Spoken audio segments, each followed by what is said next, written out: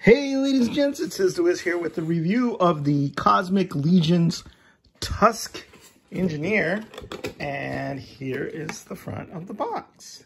Tusk Engineer is a female. On the side of the box you have the Havalkatar Book 1 info. Back of the box you have the cross-cell and all of the names of everyone involved, and then the Tusk Engineer bio. So let's look at that.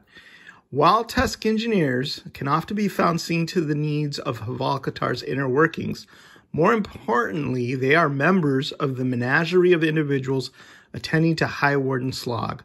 Slog's complex system of life-supporting equipment and strict regimen of Thrixium serum require constant observation and maintenance, and the engineers faithfully serve in this capacity. Additionally, these engineering specialists are proficient in close quarters combat, so they can step in as personal guards should the need ever arise for them to defend the High Warden of Havalkatar. So, slogs, minions, right? Inside the box, you see the Nate Barch art as well. The interior deco, where it appears that they work in these grimy, high-tech conditions. I think I like these as army builders. They are Cosmic Legion builders, so they're cheaper. They have fewer paint apps. And because it's neat to have some female representation. I'm assuming these are females. They could be any number of other things because they're probably aliens, but they've got these nice shapely thighs there. So, and they look really cool in that, with that sleek, black, high-tech, you know, hyper-detailed styling. You know, they harken up to a lot of really cool characters. Westworld, you know, so the androids, kind of like that sort of thing, where they can be guards, they can be kick-ass, but they can look sleek and lovely and awesome. And the paint apps that it does have are really nicely done. Here in front of the belt, you have that metallic gray or silver, and then that red dot right there really pops. These 4 sensors or eyes in the front are cool. Then you have the clear, sort of a exposed brain type thing, but it's not, if it is a brain, it's sort of an electronic or computerized deal. And that can be removed to expose the inner workings there.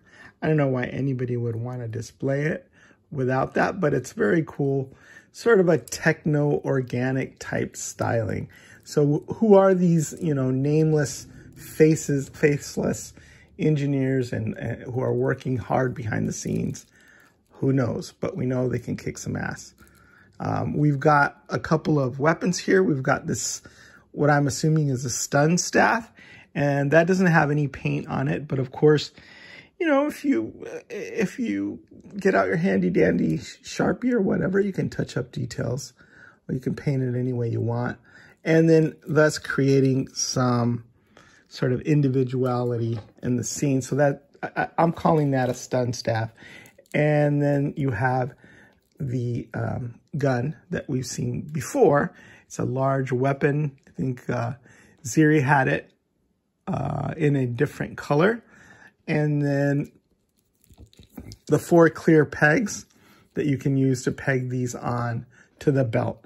So you can have it fighting, you can have it protecting Slog, you can have them just working at some sort of nefarious experiments. There's 2 of these sidearms here. As you can see, the peg, there's 4 pegs that it comes with, and that pegs in right here at the hip. So it's sort of floating there, which is cool because maybe it's like a magnetic holster or something, and they just snap it off really quickly, and then you can take the peg off if you want to, or leave it in. So if she's fighting. So that is, let's take a look at her. That's the head that she comes with in the package. And I'm really reminded, like I said, of kind of those androids in Westworld. The design of some of the Tron figures, because of how they're, you know, black and sleek and high-tech. It's really cool. They're vaguely insectoid feel to them. But just really cool and sleek and sexy. So I always love the real black and red combination. I think Jeremy Gerard does it too, because when he put out a Sir Gerard figure, he went with red and black, and you can rarely go wrong with red and black. It kind of goes with everything. The insectoid feel is from the multiple eyes in the front. I don't know if those are eyes, but they look like they might be. And then, you know, you can just gaze upon those glorious sculpts and all the techno bits here on the side, on the back. So it's you know, very female form, I said, with the thighs and the waist and all that, and the arms. Not overly muscular, but you could definitely see the muscle tone. I'm always amazed as how sculptors are, you know, how you could see the muscles and how subtle that is. But, you know, you can see the tricep, you can see the shoulder there. Even though they're painted black, it's kind of like maybe it could be a skin type fabric. It could be some sort of, you know, armored fabric. Ooh, that fell off, but how sculptors are able to sculpt fabric draped over muscles and then still show you those kind of details, right? So you get the feeling that she's armored head to toe, right? But then there's a face of an alien. It's a cyclops. It's kind of a face only a mother could love, I think. It's a metallic single eye. And then vestigial eyes. Like they used to have eyes, but then it went blind. I don't know. Creepy. Very, shall I say, and then the ears are sort of very, very alien. Looks like the sensory organs here. But just the way the eyes are no longer there where they would normally be on, say, a human. It really takes me aback. And very, I would say Wayne Barlow. Wayne Barlow was a huge influence on Eric Treadaway. So I'm assuming that some of that influence is coming out here in these really alien face shapes and stuff, the elongated skull. It's not quite as sexy when you put this head on there, that's for sure. But very cool. You know, who doesn't love aliens with elongated skulls? I like this because it's more of a stormtrooper vibe. And I really love how Eric designed it.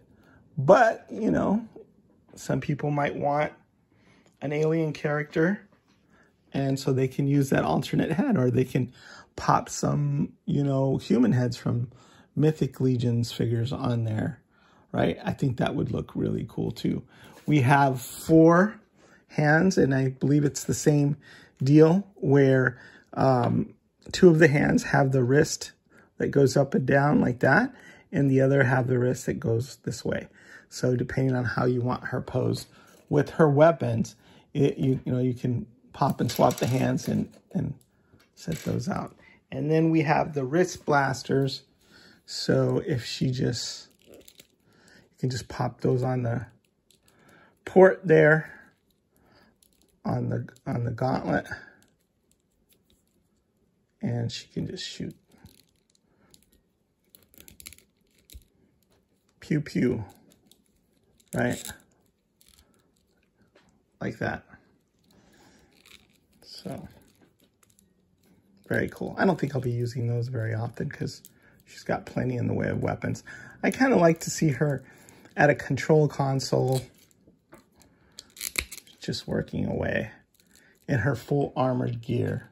Because to me, I think these are going to be robots, right? Especially if you have multiple Legion builders for them, just robots slaving away for the glory of Slog and, you know, doing nefarious experiments and all that, because they're engineers, and I'm sure they're up to no good. So just to review, we have the stun staff. We have 2 sidearm pistols, high-tech of those. We have 2 extra hands, 2 wrist blasters. We have the extra alien head, and all of that for the low Cosmic Legion builder price.